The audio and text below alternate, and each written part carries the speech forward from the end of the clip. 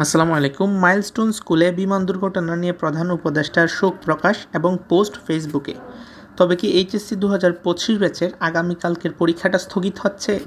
এ ব্যাপারে কী বলছেন সেটা আজকের ভিডিওতে তোমাদেরকে জানিয়ে দিব এবং কালকের পরীক্ষাটা তোমাদের হবে কি না সেটাও স্পষ্ট করব। এখানে প্রথম আমরা পোস্টটা পড়ি। রাজধানীর উত্তরায় মাইলস্টোন স্কুল অ্যান্ড কলেজে বিমান বাহিনীর প্রশিক্ষণ বিমান বিধ্বস্তের ঘটনায় একদিনের রাষ্ট্রীয় শোক পালনের সিদ্ধান্ত নিয়েছে অন্তর্বর্তী সরকার।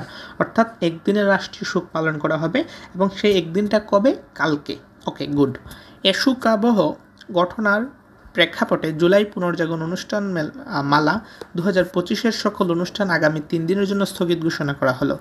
সো তোমাদের একদিন শোক পালন করা হয়েছে, সিদ্ধান্ত নিয়েছে একদিনের অন্তর্বর্তী সরকার, এবং একই সাথে পুনর্জাগরণ একটা শোকাবহ ঘটনার প্রেক্ষাপটে জুলাই পুনর্জাগরণের অনুষ্ঠান ছিল, সেই অনুষ্ঠানটা 2025-এর অনুষ্ঠান আগামী 3 দিনের জন্য স্থগিত করা হয়েছে।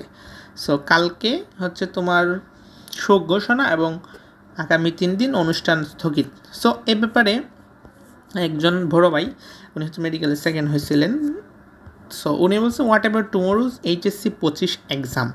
এখানে শিক্ষার্থীরা অনেকেই আগামীকালকের এক্সাম স্থগিত হওয়ার দাবি জানিয়েছে, কিন্তু এখনও পরীক্ষা স্থগিত হবে কি না এ ব্যাপারে প্রধান উপদেষ্টা কোনো কিছু বলেন নাই, জাস্ট রাষ্ট্রীয় শোক পালন। এখন কথা হচ্ছে, রাষ্ট্রীয় শোকের দিন কি এইচএসসি পরীক্ষা হবে?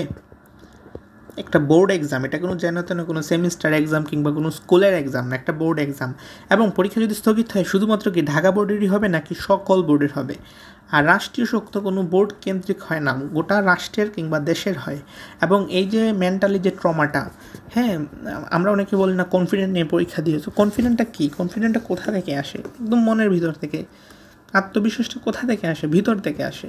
সো এটা তো খাওয়ার জিনিসটা কিংবা দেখারও জিনিস না। সো এই যে মেন্টালি যে ট্রমার মধ্যে দিয়ে যে গোটা বাংলাদেশ আজকের এই ভয়াবহ দুর্ঘটনা, তাও আবার বাচ্চাদের মৃত্যু এইভাবে নির্মমভাবে।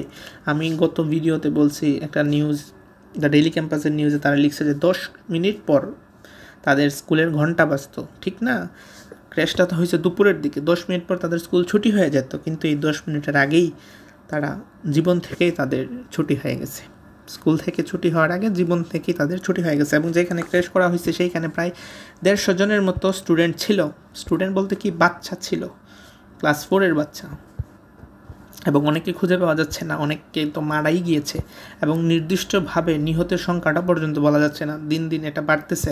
এবং আমরা যদি নিহত দেখি, এখানে বলতে 100 ছাড়াতে পারি, এটা হচ্ছে বিকালের নিউজ। সো 100 তো ছাড়াতে পারি, যতটুকু নিউজে দেখবা তোমরা এর চেয়ে ডাবল বা 3 গুণ হয়ে থাকে বাস্তবে মৃত্যু কিংবা আহতর লিস্টটা। সো এটা আসলে দেখতেছো, কিন্তু এখন আমরা বলতে পারছি না। কিন্তু এখন এই মুহূর্তে তোমাদেরকে আমি ঢাকা বোর্ডে নিয়ে যাব ওয়েবসাইট, কারণ আমরা যত নিউজই দেখি না কেন, আলটিমেটলি অফিসিয়াল কোনো নোটিশ না পেলে আমরা এই ধরনের বোর্ড এক্সামের মতো কোনো ডিসিশন তোমাদেরকে জানাতে পারি না। সো এখানে যদি দেখি আমরা লেটেস্ট নোটিশও, এখানে কোনো তোমার পরীক্ষা স্থগিত কিংবা এই বিমান দুর্ঘটনা নিয়ে কোনো কিছু বলা হয় নাই। জাস্ট মনে হয় ঢাকা বোর্ডের চেয়ারম্যান মনে হয় শোকটা প্রকাশ করেছেন, না চেয়ারম্যান না, প্রধান উপদেষ্টা মনে হয়। এবং সেটা আমি দেখেছি আর কি একটা পোস্টে, ফেসবুক পোস্টে। সো এখানে যতক্ষণ না পর্যন্ত অফিসিয়াল নোটিশ আসছে ততক্ষণ পর্যন্ত তোমাদের পরীক্ষা হবে। এবং এই ব্যাপারে যেহেতু প্রধান উপদেষ্টা বলেন নাই, সো তোমাদের পরীক্ষা স্টিল এখনও হবে। এই সিদ্ধান্ত নিয়ে তোমরা কী করবার, কিছু করার নাই। যদি না কোনো আপডেট যদি আসে তৎক্ষণাৎ আমরা তোমাদেরকে জানিয়ে দিব। ভিডিওটি তোমার ফ্রেন্ডসের কাছে শেয়ার করে দিতে পারো। আর একটা প্রশ্ন এখানে সম্ভাবনা আছে, কেন আসে বললাম, কারণ তোমরা দেখলা যে প্রধান উপদেষ্টার পোস্টে বলছে যে একদিনের রাষ্ট্রীয় শোক। রাষ্ট্রীয় শোকে তো পরীক্ষা হওয়ার কথা না। আমার কথা বুঝতে পারতেছো? যারা এই ভিডিওটা এখন পর্যন্ত দেখছো তারা বলো, রাষ্ট্রীয় শোক কিংবা কোনো হলিডেতে কি আমরা কোনো পরীক্ষা দেই? সো পরীক্ষা পেছানো বলতে কি, এই পরীক্ষাটা স্থগিত হয়, অন্য একটা তারিখে পরীক্ষাটা দিবে। সো এটা সম্ভাবনা আছে, কিন্তু এখন পর্যন্ত জানানো হয় নাই। বুঝতে পারলা? আজকে আমাদের পর্যন্ত। আল্লাহ হাফিজ।